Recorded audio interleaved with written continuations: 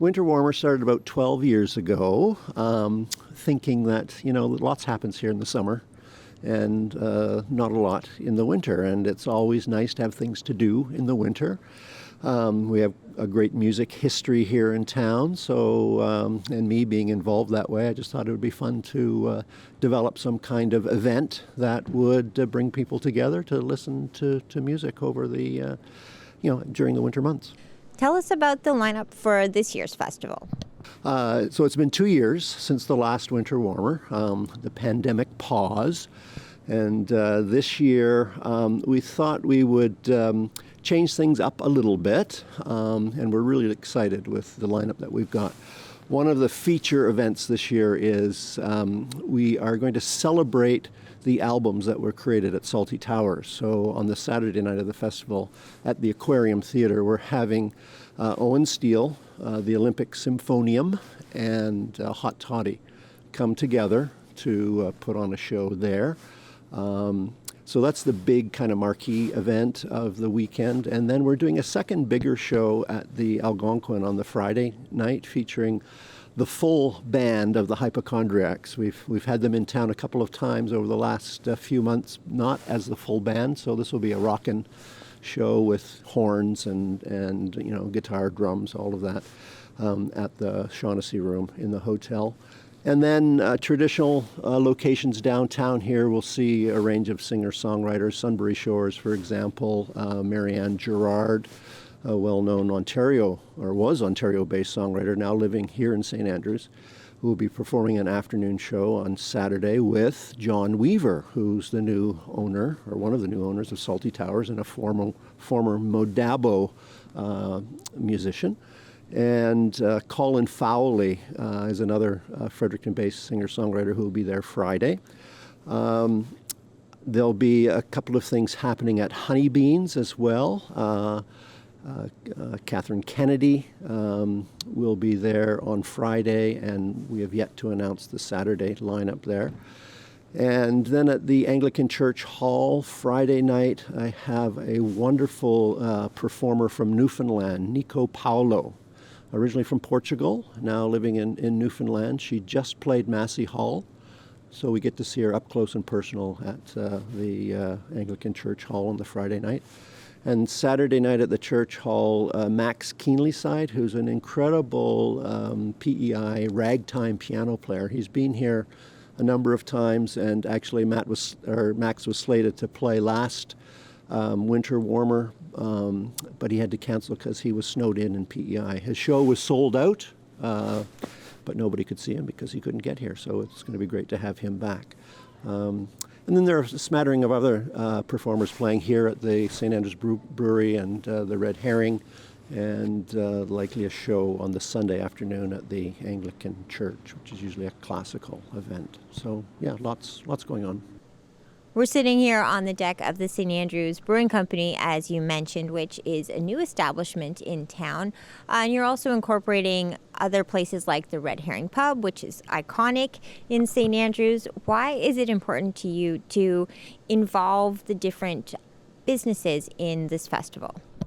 Well, it's, all of these festivals are, especially in smaller communities, I think, it's about community. And I think to involve people in ways that we can outside of what is likely their busy season, summer. It just helps to solidify that relationship between members of the community and helps to give them more of a presence, not only here in town, but outside of town, with people coming in from elsewhere, hopefully. Those of us who live here in St. Andrews know how beautiful it is in winter, but is part of the reason for this festival to showcase how great St. Andrews is in the shoulder season, and especially less popular months like January.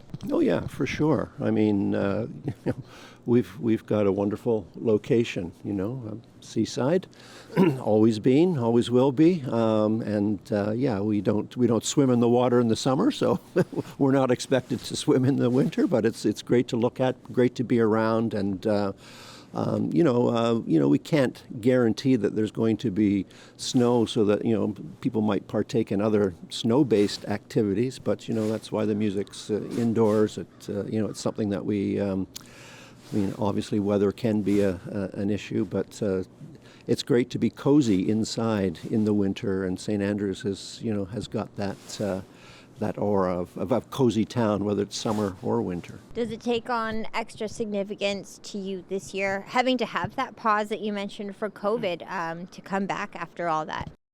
Yeah, 2020 was the last one that we did, and would have been early February, the first weekend in February, and then of course in March things sort of shut down. So we got that version of it in under the wire, and then there was possibility in 21 and 22, but I think just being on the safe side and not having to have the headache of worry around presenting a festival and what happens if it had to be canceled. So on the other side, yeah, it's a little bit we feel a little more relaxed about putting it on, and I think people are happy that things are a little more normal. We're seeing the participation and the take up on the other concerts that we've been doing in town, both summer and fall. So I think people are really anxious to get out, happy that there are things happening, and we're certainly happy that we can provide something for them. Can you tell us a little bit about your other project, the concert series at the Huntsman? So last year, 2020-21, we were approached by the Huntsman Marine Science Center, Luke McDonald, myself. Luke runs Paddlefest, and the aquarium has a wonderful sort of theater space. It's not a full stage, but it's more than just a lecture hall. It's a 200-seat theater, and it was being underutilized, and the present executive director there, Chris Bridger, approached us about the possibility of us creating some live music events in that space. They were really open to making it work, and Luke and I decided to give it a go, and we offered, I think, five or six shows in the 21-22 season, fall, spring, or winter, and this year we've had 3 concerts so far. Dave Gunning, Catherine McClellan, and William Prince this fall, and all have been well attended. And coming up in the winter, we'll kick off the winter series with the Winter Warmer event with Hot Toddy, Olympic Symphonium, and Owen Steele.